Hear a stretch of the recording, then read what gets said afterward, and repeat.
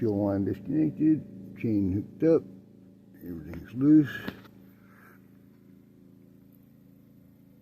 I don't have enough clearance to get over the core support and also set it down in the back of the other truck.